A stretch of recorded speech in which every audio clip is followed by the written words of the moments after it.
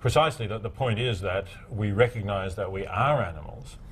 And of course, once we recognize that, then we have to ask the question, well, what's so different about us? I mean, admittedly, we have capacities to reason and to use language that exceed any non-human animals, although I do think some non-human animals can reason to some degree and can communicate in various ways.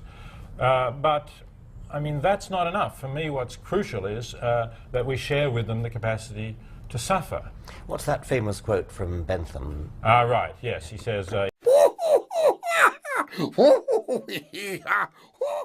me old chum. I'm not a gnolf. I'm not a gnoblin. I'm a gnome, and you've been gnomed. A human infant, and then he says, but suppose it were otherwise, why would it matter? The question is not whether they can talk, nor whether they can reason, but can they suffer? Can they suffer? Yeah, I think that's crucial. Yes. In the abortion debate, people sometimes say it's absolutely crucial when the embryo can first feel pain, and they look at things like the development of the nervous system. What I've always felt about that is no doubt it's true that we should worry about that, but a human embryo, when its nervous system is just developed, can almost certainly feel far less pain than an adult non-human animal.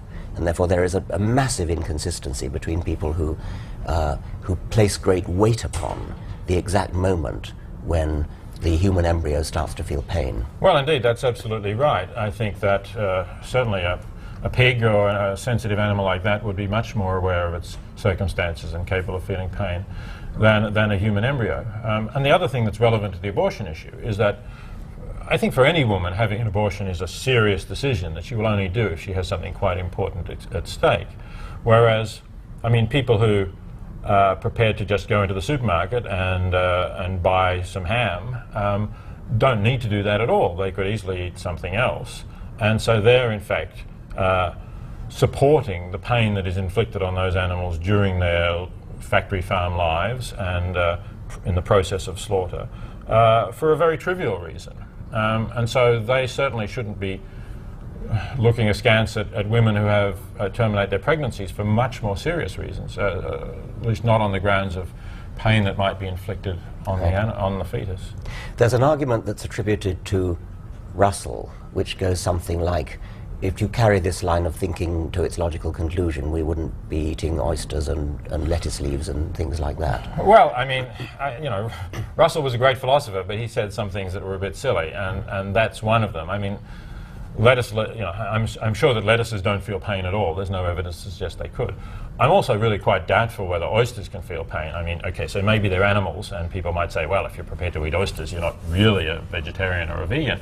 But I think their nervous systems are very rudimentary, and I would doubt that they could feel pain. So I'm not really going to focus on that. But it seems to me, and I'd really like to hear where you stand on this, that when we're talking about vertebrates, particularly the animals we eat, the pigs and cows and chickens and so on, there's no doubt that they can feel pain, and there's no doubt that they do feel pain in the way we rear them and produce them. So that's why I don't think we can ethically justify eating them. I mean, I think really once we accept the sort of the Darwinian picture that we're not somehow a specially created species that's been, got a God-given right to rule over the other animals, we really have to move towards not buying all of these products that come from animals and that really embody the suffering that those animals experience. Yeah. On the oyster question, what I would say is that we don't need to draw lines, and that it's perfectly okay to talk about a continuum. Mm-hmm. And if oysters feel pain, they probably feel a very small amount of pain, right. Whereas pigs probably feel a great deal of pain. And when people say, where do you draw the line? I say, why do you have to draw lines? Why don't you just say there is a continuum of capacity to feel pain? There's also a continuum of capacity to feel the other things that we were talking about earlier, like ability to foresee the future, see what's coming, to be bereaved, and that kind of thing. Once again, there is no need to draw lines. Right. you can think of, just as we've got a continuum of all those things, you can say we have a continuum of moral responsibility, and our moral responsibility to oysters is quantitatively less than our moral responsibility to pigs, which is quantitatively less than our moral responsibility to humans, to the extent that humans differ in just the respects that you mentioned. What those respects are, intelligence doesn't seem to me to be relevant per se.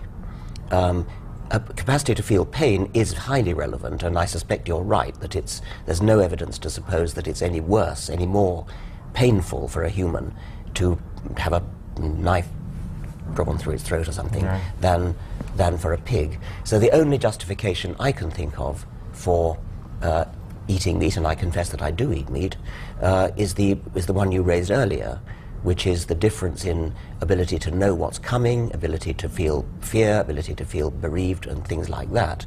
And I think you're almost certainly right that although the position I've just laid out would be defensible if the animals were killed without the slightest idea of what's going to happen, if they were kind of sort of the proverbial bullet in the back of the neck when you're not looking. Of course, that isn't the way it happens. The way they're kept in factory farms, and the way they're herded into slaughterhouses, I don't know much about it, but I suspect it's unconscionable. I think it is, and in a way I do think, I have to say, if you do eat meat, I think you have a responsibility to know something about it, because you surely don't want to support something which, may be not only just sort of wrong slightly, but, causing really serious and prolonged suffering to beings who, you agree, can't morally. So I don't think we can just sort of turn our heads and say, please don't tell me about it. That's too much like the good Germans who, didn't want to know what was happening to those Jews who were being. Yes, you're a much more moral person than I am, and I have to say that. For me, what living ethically is about is about not just thinking about yourself, but putting yourself in the position of other beings who are affected by your action. So this is the kind of sort of golden rule, as it's sometimes called, of putting yourself in the position of others and asking what it would be like. And of course, Christians will say, well, that comes from Jesus, and Jews will say that also comes from the Bible. But in fact, it's something that's you find in any ethic. You find it in Confucius. You find it in early Hindu writings. So I think it's something that any tradition of ethical thinking that gets developed to a certain point, that starts to take, if you like, a broader perspective, sometimes you could call it, a point of view of the universe, will start to realize that, well, I'm just one being here among a lot of others. And there's nothing so special about me that somehow my sufferings are more important than your sufferings or anyone else's suffering, of the people out there, or for that matter, of the animals. So we get to the point where we say, really to live ethically, you have to try and think what it's like for those others who are affected by your action.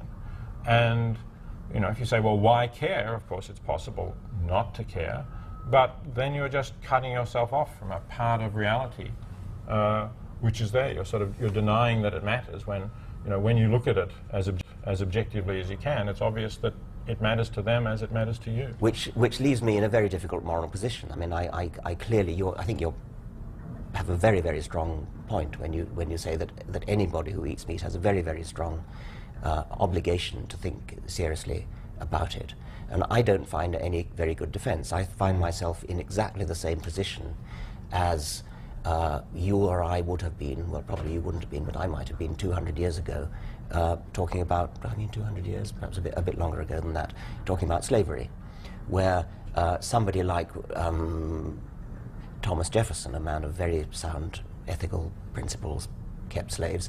It was just what one did. I mean, it was the kind of the societal norm. The historical precedent of slavery, I think, is actually rather a good one, because there was a time when it was simply the norm. Everybody did it. Some people did it with gusto and relish. Other people, like Jefferson, did it reluctantly. I would have probably done it reluctantly, and I'd have sort of just gone along with what society does. But I think it's extremely hard. It was hard to defend then, yet everybody did it. And that's the sort of position I find myself in now. And I think what I'd really like to see is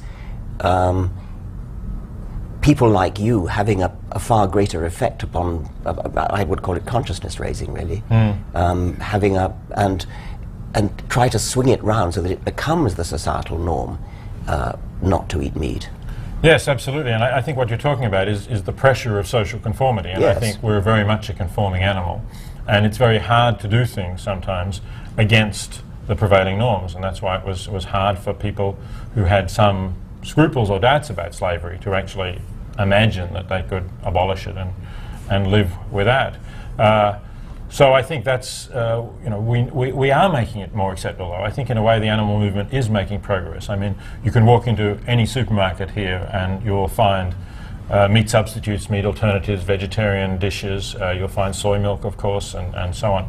So it's getting easier and it's getting more socially acceptable, and I think we just have to somehow get past that threshold where it won't be a difficult decision for people to make at all. It'll simply be something that they can see lots of people do, and you know, they'll feel better doing it, and gradually it will become a thing of the past, as slavery has now become a thing of the past.